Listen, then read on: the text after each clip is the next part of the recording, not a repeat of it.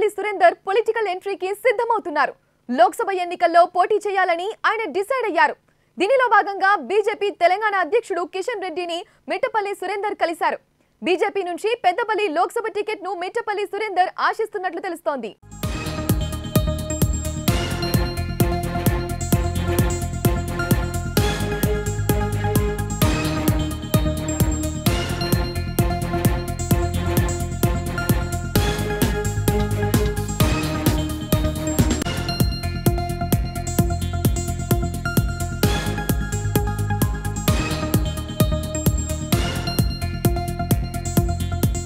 ప్రముఖ పాటల రచయిత మిట్టపల్లి సురేందర్ పొలిటికల్ ఎంట్రీకి సిద్ధమవుతున్నారు. లోక్సభ ఎన్నికల్లో పోటీ చేయాలని ఆయన డిసైడ్ అయ్యారు. దీనిలో భాగంగా బీజేపీ తెలంగాణ అధ్యక్షుడు కిషన్ రెడ్డిని మిట్టపల్లి సురేందర్ కలిశారు.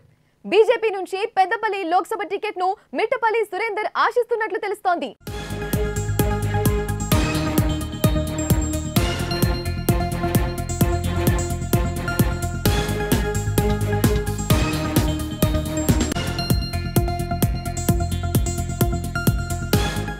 ఇదే అంశానికి సంబంధించి మా ప్రతినిధి మరిన్ని విశేషాలు అందిస్తారు. ప్రశాంత్, చెప్పండి. ఎస్ శ్రేయ, మీరు అన్నట్టుగానే మిట్టపల్లి సురేందర్ ప్రముఖ పాటల రచయిత. ఆయన సినిమా పాటలు రాశాడు. అదేవిధంగా నేపథ్య గానాలకు సంబంధించి పూర్తిగా రెవల్యూషన్ సాంగ్స్ కూడా చాలా అద్భుతంగా రాశాడు. ఇక దాంతోపాటు ఆయన నేపథ్యం పూర్తిగా ఆయన పొలిటికల్ ఎంట్రీ ఇవ్వబోతున్నారనేది కూడా చాలా సందర్భాల్లో వినబడ్డ పరిస్థితి. బీఆర్ఎస్ పార్టీకి అత్యంత సన్నిహితుడిగా ఉంటారు అనేది అందరూ తెలిసిన పరిస్థితే. గత కొన్ని రోజులుగా ఆయనకు మొన్న అసెంబ్లీ ఎన్నికల ముందు కూడా బీఆర్ఎస్ పార్టీ నుంచి ఒక కార్పొరేషన్ పదవి కూడా వస్తుందనేది కూడా పెద్ద ఎత్తున ప్రచారం జరిగింది. ఇక ఎన్నికల షెడ్యూల్ వస్తున్న నేపథ్యంలో ఆయనకు కార్పొరేషన్ ఇవ్వలేదనేది కూడా అందరికి తెలిసిన అంశమే. దాంతోపాటు ఆయన కేటీఆర్కి అదేవిధంగా కేసీఆర్కి కూడా అత్యంత దగ్గరగా ఉంటాడు. దాంతోపాటు పూర్తిగా సాంస్కృతిక శాఖకు సంబంధించి ఆ సాంస్కృతిక సారథిలో కూడా క్రియాశీలకంగా ఎన్నికలలో కూడా పాల్గొన్న పరిస్థితి కనపడ్డది.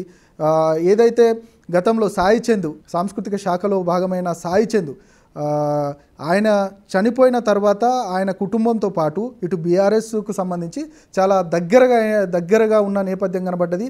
బీఆర్ఎస్ నాయకుల్లో ఒక నాయకుడిగా మమేకమైన పరిస్థితి కనబడ్డది. ఇక ఆయన పొలిటికల్ ఎంట్రీ గతంలో కూడా అసెంబ్లీ ఎన్నికలలో కూడా నాకు ఎక్కడైతే రిజర్వ్డ్ స్థానం ఉందో ఆ స్థానం నుంచి నాకు మానకొండూరు కావచ్చు, ఇక మిగతా చొప్పదండి కావచ్చు, ఇలాంటి ప్రాంతం నుంచి నాకు ఇస్తే నేను పోటీకి సిద్ధంగా ఉన్నాననేది కూడా వారి అనుచరులకు చెప్పిన సందర్భం కనబడ్డది. బీఆర్ఎస్ పార్టీ నేతలతో కూడా చాలా సందర్భాల్లో చెప్పిన పరిస్థితి.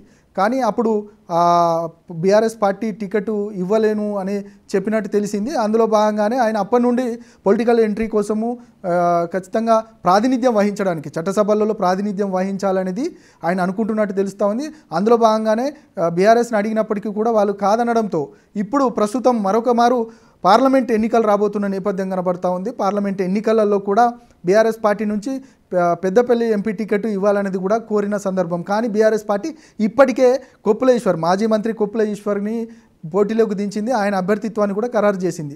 ఇక బీఆర్ఎస్తో పాటు బీఆర్ఎస్లో ఉంటే నాకు టికెట్ రాదు అని ఆలోచించినట్టు తెలుస్తూ ఉంది. ఇక అందులో భాగంగానే చాలా రోజుల నుంచి బీజేపీ పార్టీ కూడా మిట్టపల్లి సురేందర్ని అప్రోచ్ అయినట్టు మనకు వార్తలు వచ్చాయి. చాలా సందర్భాల్లో మీకు ప్రాతినిధ్యం వహించడానికి మేము సరైన ప్లాట్ఫామ్ ఇస్తామనేది కూడా బీజేపీ ఆలోచించినట్టు తెలుసు. బీజేపీ కూడా అడిగిన సందర్భం కనబడ్డది. ఈరోజు ఆయన బీజేపీ పార్టీ ఆఫీసులోకి వెళ్ళారు, కిషన్ రెడ్డిని కలిశారు. కిషన్ రెడ్డిని కలిసి నిజంగా మీరు పెద్దపల్లి నుంచి నాకు టికెట్ ఇస్తే ఖచ్చితంగా నేను అక్కడ నుంచి పోటీ చేస్తాననేది ఒక క్లియర్ ఇండికేషన్ ఇచ్చినట్టు తెలుస్తూ ఉంది. ఆయన కలయిక పూర్తిగా బీజేపీలో ఆయన కలయిక ఇటు కిషన్ రెడ్డి అదేవిధంగా మిట్టపల్లి కలయిక అంటే పార్టీలో జాయిన్ అవుతున్నారనేది మాత్రం పెద్ద ఎత్తున వార్తలు వస్తూ ఉన్నాయి. ఆయన పార్టీలో జాయిన్ అయితే ఖచ్చితంగా పెద్దపల్లి టికెట్ ఆయనకి ఇవ్వబోతున్నారనేది కూడా ఒక చర్చ జరుగుతోంది. మరొక వైపు అక్కడ ఎస్ కుమార్ అనే ఒక సీనియర్ నాయకుడు ఉన్నాడు బీజేపీ నుంచి. ఆ బీజేపీ నుంచి ఉన్న ఎస్ కుమార్ను చాలా సందర్భాల్లో ఆయనకు ఎమ్మెల్యే టికెట్ ఇచ్చినప్పటికీ కూడా గెలవలేని పరిస్థితి కనబడ్డది. కాబట్టి ఆయనది కాకుండా అక్కడ ఎక్కువ సామాజిక వర్గం బలమైన సామాజిక వర్గంగా మాదిగ సామాజిక వర్గం ఉంది. అందులో భాగంగా బీజేపీకి సంబంధించి కూడా ఇప్పటికే ఎస్సీ వర్గీకరణకు చాలా అనుకూలంగా ఉన్న సందర్భం.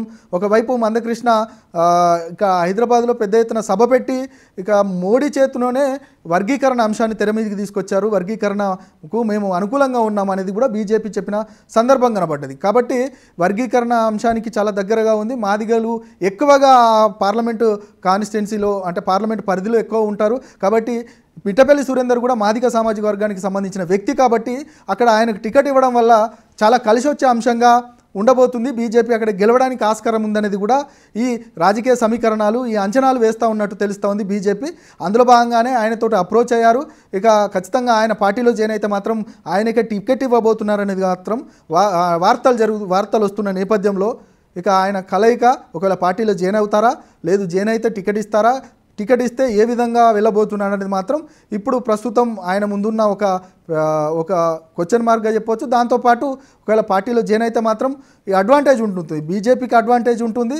ఇక ఆయన ఏదైతే మిట్టపల్లి సురేందర్ కూడా ఒక అడ్వాంటేజ్ ఉంటుంది. ఒక జాతీయ స్థాయిలో ఉన్న పార్టీలో జాయిన్ కావడం, వెంటనే ఎంపీ టికెట్ రావడం, ఇవన్నిటికి కూడా మిట్టపల్లికి అడ్వాంటేజ్ ఉంటుంది.